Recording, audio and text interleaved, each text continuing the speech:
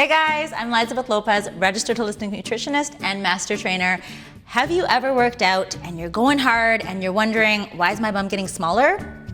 Big question, hear it all the time. I'm gonna give you my top 10 tips for this to not happen anymore and to actually build your booty properly. Here we go. First thing is that you might be doing too much cardio. By doing too much cardio, what could happen is you could actually be burning away at some of your muscle. I know, that sucks, right? You're putting in all this work and you're actually doing the opposite by losing some of your butt muscle on top of losing some of your butt fat, which will give you a smaller butt. Point number 2 is that you may not be activating your glutes. Now, I've actually done a video right here on YouTube that you can check. I'll put the video link in the description box below so you can learn how to activate your glute, but you may not be activating your glute prior to doing your workout. And in that case, a lot of people will end up becoming quad heavy. What does that mean? It means the fronts of your thighs become very big and your bum not so much, okay? So the answer to that is activating the glutes prior to your workout. You can do it with nothing, you can do it with booty bands, you can do it with ankle weights, but you should do it. Okay, the next one is that your hips might be too tight. If you sit most of the day, okay, you watch TV, you drive in your car long distances, you're at work at an office, your hips might become tight, or some people just have tight hips even if they're not sitting all day. But if your hips are tight, what happens is it can inhibit your glute activation, okay? So what you need to do is you need to actually loosen them out before you do your workout. How do you do that?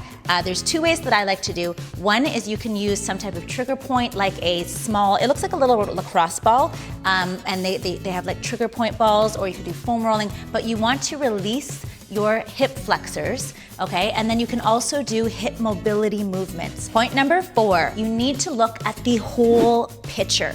Here's what I mean. Sometimes you might just be so specifically staring at your bum, right? So every time you go to the mirror, you're not seeing your new sexy sculpted shoulders and your abs coming in. The only thing you're seeing is, I think my bum might have got smaller, or it looks the same, or everything's changing about my bum. So to make sure that you're actually looking at the whole picture and you're not becoming like funnel vision just on your bum is you should take a picture. Take a before picture right when you start working out so that you can then look back at it maybe a month or 2 later and see like, oh wait, my bum actually it's a little perkier than it was before, and holy crap, look at my abs, look at my arms, look at my legs, like all this stuff has come along. But you need that picture, otherwise you're seeing yourself every day and you're not gonna see the changes, okay? So looking at the whole picture. Point number 5 is that you might be focusing on toning exercise for your bum when you should be focusing on building exercise. What's the difference? If you're doing things like body weight squats, or you're unfortunately doing something like the squat challenge, which I don't like at all, sure, you're gonna tone your bum, you're gonna tone your legs, which just means that you might be getting slimmer and things might feel kind of tight, but you're not actually changing the shape. We need to have progressive overload. We need to add weight to actually see a size change in our glutes, okay? So you need to be doing things like heavy weighted deadlifts or heavy weighted squats and really put some muscle into that bum if you want to see it grow, okay? So that's toning versus building. Number 6 is that you might be training your abs like a bodybuilder. What you want to do is you want to actually be doing things that are going to cinch your waist. Now, what does that have to do with your bum? The whole body is kind of based on illusions sometimes. So if your waist is a little wider, it might make your hips look a little bit more narrow. Whereas if your waist is a little more narrow, it may look like you have some hips and some butte all kind of going like this. But if you're training more like a bodybuilder and you're doing things like really intense cleans and really heavy crunches and stuff like that versus doing more Pilates style cinching breathing, then you might actually block out your waist. So I'm not saying don't train your obliques. You should train your obliques, but I just want you to think the obliques, they kind of come all the way across. And if you're going heavy and you're going right into kind of the lateral area of the obliques, so the side of the waist with heavy weights, you might end up blocking yourself out. Additionally, if you're doing too much of the powerlifting style exercises where it's very core intense, you might again be blocking out your waist and taking away from the look and the illusion of the curvy hips and bum. So number 7, I feel like a lot of you ladies are really gonna like this one. Are you ready? You might not be eating enough. Yeah! More food and bigger booty, but I don't mean in the form of fat, if that, anyway. You may not be eating enough, and what that means is if you're doing those heavy lifts and you're working hard in the gym and you're doing those squats and you're doing all those heavy lifts, but you don't have enough calories to actually maintain this new mass that you're building, you don't get to keep it. It's pretty much that simple. So you have to make sure if your goal is muscle gain that you are having those appropriate amount of calories, okay? So keep that in mind. Not enough calories, it goes away. Okay, so number 8 is actually kind of like, it fits right perfectly after the food one because we're still talking about food, and that's that you might not be having enough protein.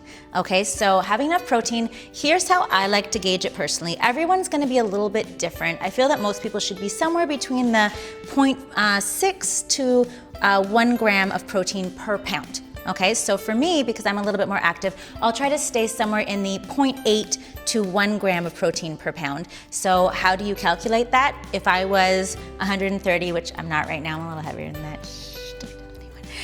But very simple math would be somewhere around the 104 to 130 grams of protein per day would be my protein goal to be able to maintain all of this muscle happening up in here.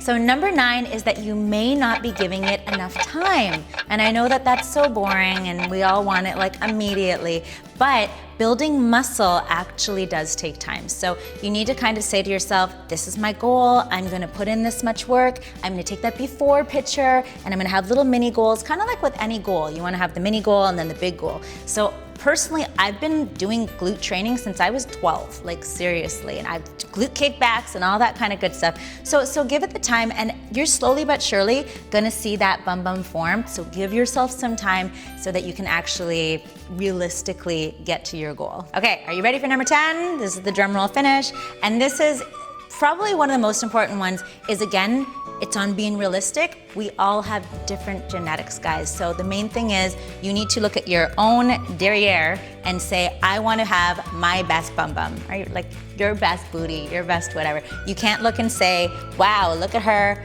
I want to look like that, and then you're sad that no matter how hard you train, you might end up looking better, different, whatever. Like, we're all just different. So you have to kind of assess what's going on, be realistic with it, follow all of the things that we just talked about, okay? Be consistent with it, and you will build a great butt, okay? So give it time, work with your genetics, and you will have an amazing bum. Good luck to you. Have fun with your training. Happy booty training to you. If you enjoyed this video, I hope you learned something. Please comment below. You can send me more questions. I'd love to do more videos answering your questions on booty building or other nutrition, fitness topics.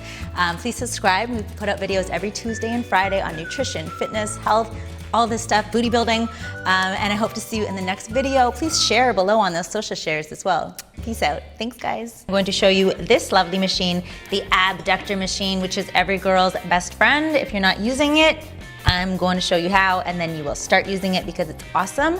And you know why? Because it builds out some of the sides of your bum.